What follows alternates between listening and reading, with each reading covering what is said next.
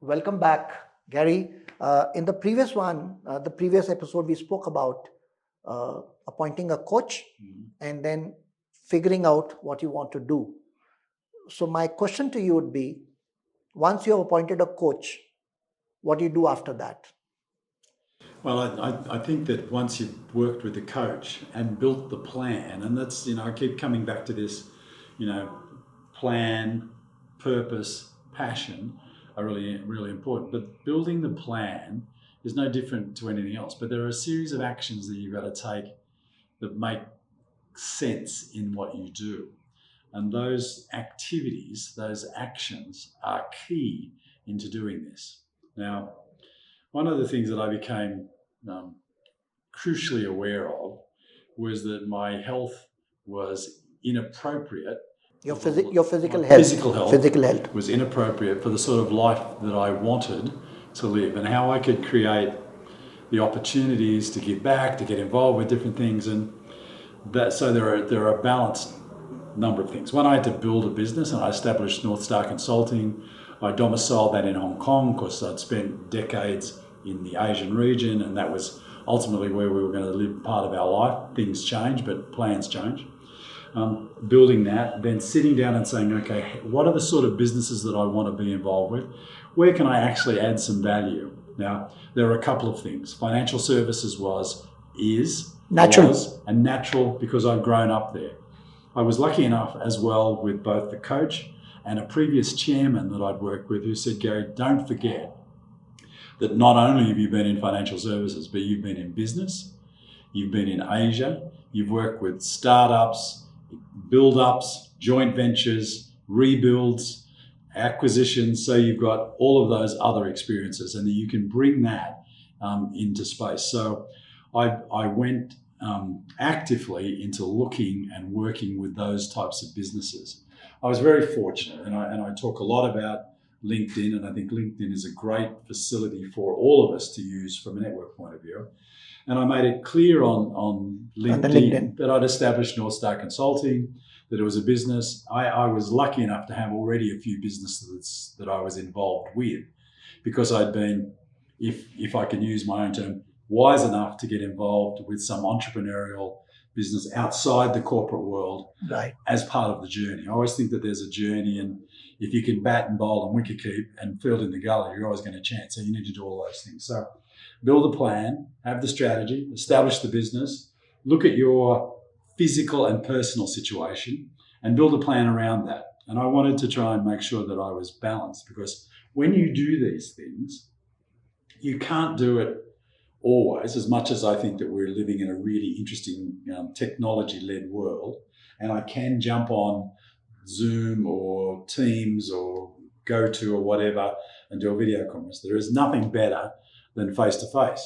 And to do face-to-face in this interesting world that we live in, you've got to get on an aeroplane, or you've got to get in a motor car, or you've got to get on a train and go somewhere. To do that, you need to be physically fit and mentally attuned to what's going to happen, because you'll change from one channel to the next. Unlike when we have our businesses, as much as we'll run multi-channel businesses and geographically diverse organisations, what I've created in this third innings is playing test match, 2020, 100, ODIs, all in the same week, right, and being able to step from one mode of sport to another, or one type of business from another. Now, to do that, I had to stop being 166 kilos. I had to stop being a type 2 diabetic. I had to stop having breakfast, lunch and dinner of thousands of calories. I had to stop drinking a bottle of wine every night.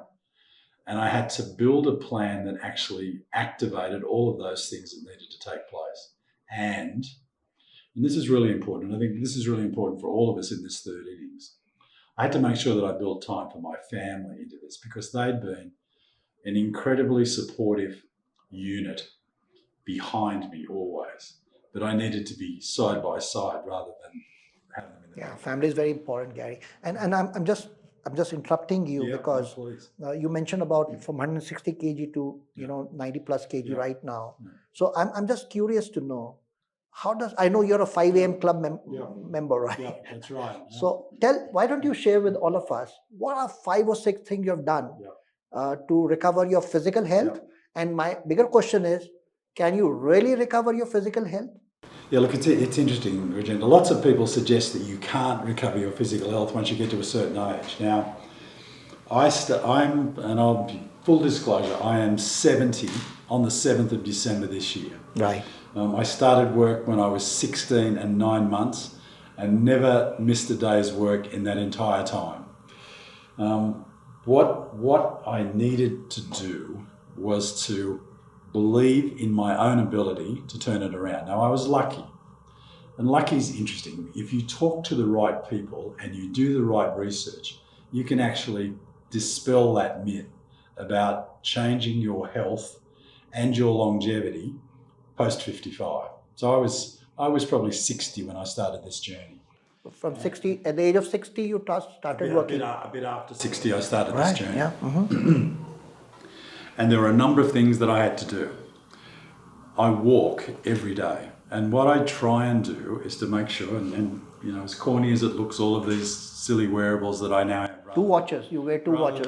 And I'm going to give a plug for my friends at Goki here in India and the Run Me Fit guys from China that use the Apple technology and my Oura Ring all keep me on track really well. But there are things that I have to do every day. And yes, I am a member of the 5 a.m. club. And I think it was probably Robin Sharma that motivated me to get out of bed in the morning through 2 books. One was Who Will Cry When You Die, which is a significant story about a life journey, small stories, small analogies about life. Right. And the 5 a.m. club, which I get at, my alarm goes off every morning at 5:15 and my shoes, my walking shoes are at the foot of my bed with my bathing costume, with my walking shorts, with my headphones so I can listen to my Audible and become educated. But every morning, at least 6 days a week and sometimes 7, I get out of bed and I walk. Then I swim. How many kilometers? How much you swim? I walk for 12,000 to 14,000 steps. I try and do about 10 kilometers. That will be about 10 morning. kilometers. Yeah. And I try and swim for 30 minutes, which is about a kilometer. 1 kilometer swimming every day, 10 kilometer walk every day. Now, these are disciplines that as fat pre-60 Gary didn't do. He had great intention and he thought he wanted to do all those things, but he didn't. So what I had to do is to build that into the activities of my daily living and do it. And I'm multiple skilled during that time. As I said, I get up, I do some light exercises, I do some stretching, I put my shoes on, I put my headphones on, and I listen to books about well-being, lifespan, lifestyle, healthy living, and the sorts of things to do with food, diet, and exercise, as well as lots of other things that I'm interested in. As I mentioned, a 24 lecture series on the history of India, a massive lecture series on the history of the pharaohs, great books about healthy living and lifestyle.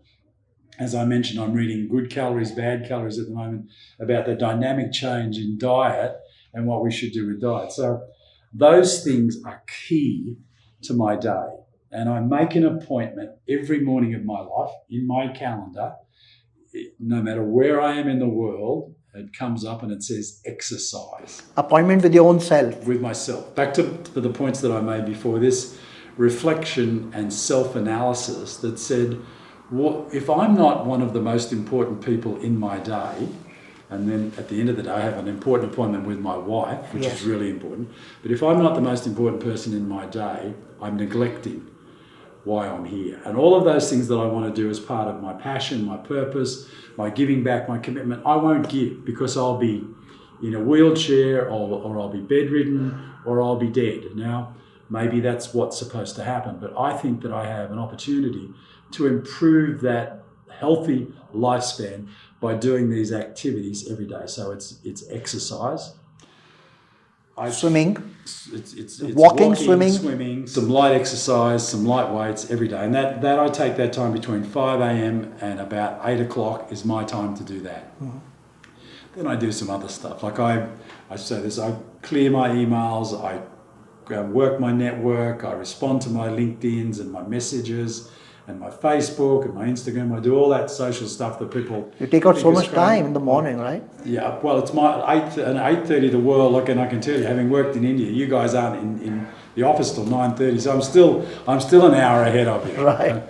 Sorry, but it still gives me that time. And my first appointment can be 9 o'clock. Awesome. I love a cup of coffee in the morning. Like, coffee is good and bad for you, but I try and make it good for me. And then a really light breakfast. Now, I know people say that breakfast is the most important meal of the day. There are lots of interesting books that you can read to research. It's good, it's bad, and how you manage your diet and how you restrict your calories in a sensible fashion is really important part of it. So exercise, diet are really important, and that healthy environment. So, Gary, when it comes to a plan, the first step is the physical health of the plan and the mental health, right? Yeah, look, Regender, I think so. I think the first things that you've got to do is work out that for any of the other pieces of the plan to work, you've got to be physically in a position to be able to do the things you need to do. Right. But, back to that point about travel, time zones, locations, geographies, moving from different styles of business to different styles of business, because I'm involved with lots of things, not just financial services, but lots of things. So that physical, am I strong enough physically to do this? If I think about the third innings in the same sense as I thought about my career, there's 30 years of this. Now, it might not all be at 100 mile an hour, but you want to be in a position where you're healthy enough to be able to take that journey and at least look forward into that plan over those 30 years. So for physical, you said you walk about 12,000 steps, which is about 10 kilometers. You swim a kilometer every day. Every day. Yep. And then on your diet side, you believe in a strong breakfast?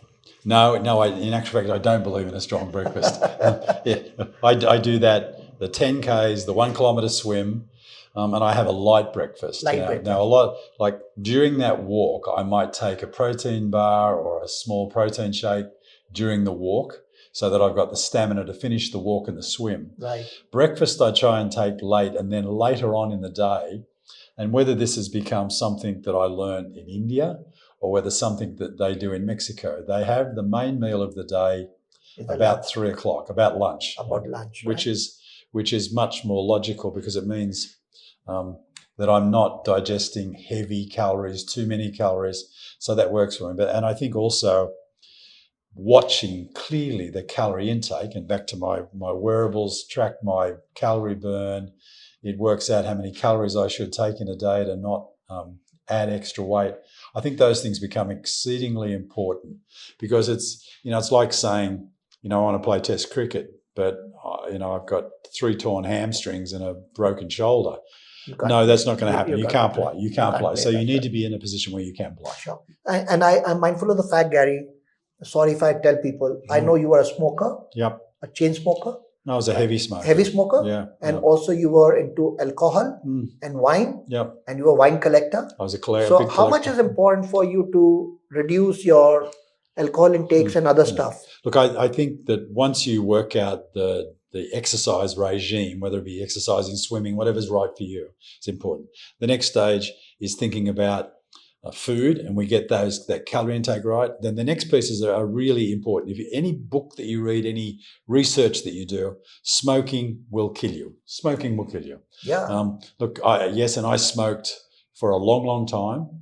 And I remember my daughter, who is now 27, said to me when she was this big, "You're an idiot. Why do you do that?" And I stopped and never smoked again. But smoking out.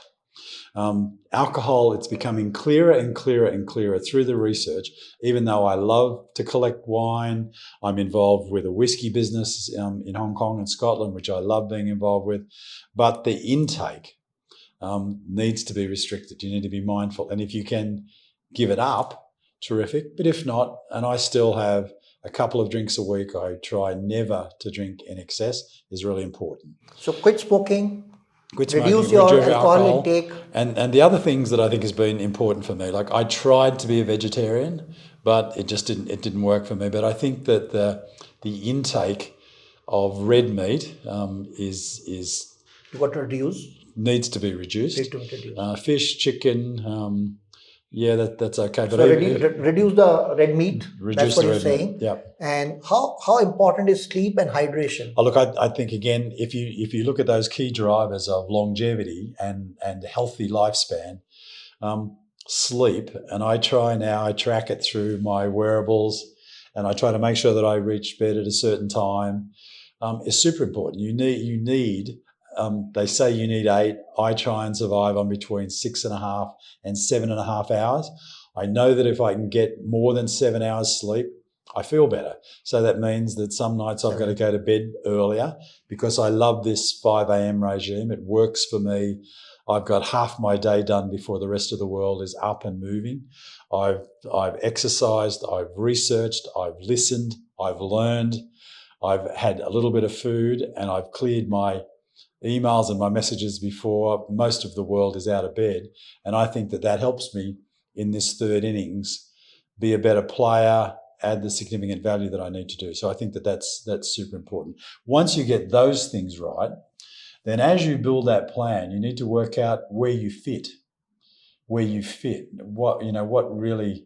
Which game you fit the best. Which game you fit the best. Where do I want to play this third innings? And it can be in multiple places, but you need to work out, and this has been my belief, that I need to find a way to add value to those things that I do. And it's, again, as I say, we've all built a nice, healthy financial situation for ourselves. Right. This is now about finding a way to add value to people, places, organisations, businesses that can take value from what we do and that we actually make a difference. And to me, that's super key. As you build that plan. Sure. Now, that doesn't mean that you won't make money, but it means that it's not the primary objective. In this second innings that we live, it's feeding the family, building the house, educating our children. Saving money. Saving money for the third innings. Yeah, that's right. But this third innings now should be where it's more about how do we find a way to make a difference in the lives of those people that count? How can we be led by purpose rather than by profit? And there's, again, nothing wrong with profit. But again, I think that we're seeing more and more organisations that if they get the right balance, that you can be profitable, you can be purpose-led, you can make a difference on the planet. Sure. And we have a responsibility, which we might talk about in another session about how we treat the planet and the universe that we live on. But we have a responsibility to all of those things to try and make a difference. Well, thank you so much. We'll come to the next episode, not episode, but the next part is, so you touched about physical goal. You spoke about mental goal by listening to your audiobooks. You listened to about 300 audiobooks since COVID. Since COVID, and including lecture series and everything around that. Yeah. You spoke about eating less. Yep. You spoke about mindful of your calorie intake. Yep. No smoking. No smoking, alcohol reduction, and remove red meat from your diet. If you can, right? Yep. If you can, or you must. Well, look, Rajendra, must is an interesting word. And I learned a long time ago that there were some things that I used to say to people. I used to say, you must do this. Yeah. Now, we all live on a planet where we are given free will. Now, some people find that a paleo or a keto diet works for them really well.